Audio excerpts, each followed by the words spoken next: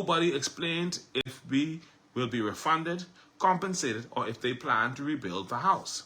The family says the demolition came without notice, despite the homeowner living on and maintaining the property regularly. The family now wants to know, why was the house demolished despite the MP's assurance?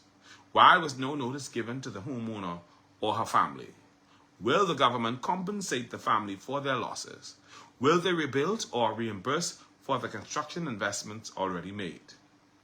The family emphasizes that they have photographs, invoices, contractor letters, and documentation dating back to 2015-16 to prove the legitimacy of the structure and the expenses incurred.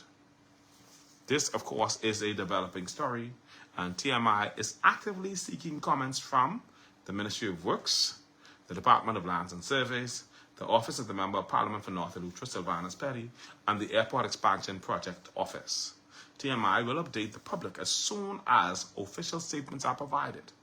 Anyone with additional information may contact TMI directly. I find it interesting that they go on and knock down the people's house. Somebody said, these people just knock down chairs if you ain't getting no permit. So I'm wondering about the documentation. I'm hoping that they did have the necessary documentation to do that. I wanted that detail, but I'm waiting to see. Now, this last story I got is a hot story. That story, I'm waiting on some more stuff on that. Hopefully I'll get some more documentation. I need to find out if they did have a building permit. I need to find out if they did have a plan. I need to find out exactly what's going on. I need to find out how about the approvals and all that other stuff to find out, because I don't see why they would have knocked down this place if these persons had legitimate right to this property and all that other stuff. But we need to find it out. And as soon as we find it out, we will bring more of that to you. All right? But this story, it's about the Awaki fire, and this is a hot story. Very hot. And this is my last story for the night. It's 12:25. Y'all, I soon let y'all go to bed. But I gotta tell y'all this story. This is a juicy story.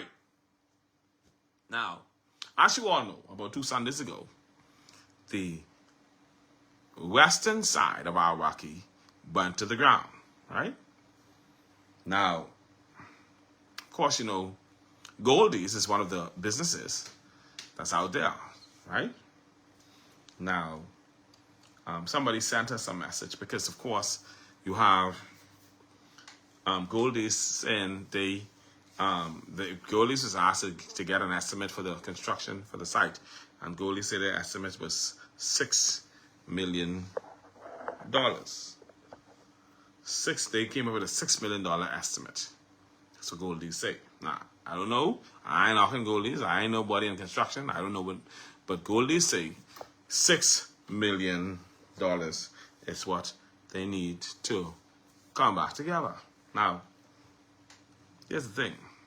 While Goldie's is saying that, some employees were complaining because, of course, since the fire, they didn't hear from the government about telling what they can do for the business persons, but they have not heard from the government about what they can do for them. And this creates a problem. It says, fish fry fire leaves long-time workers desperate. We haven't been paid.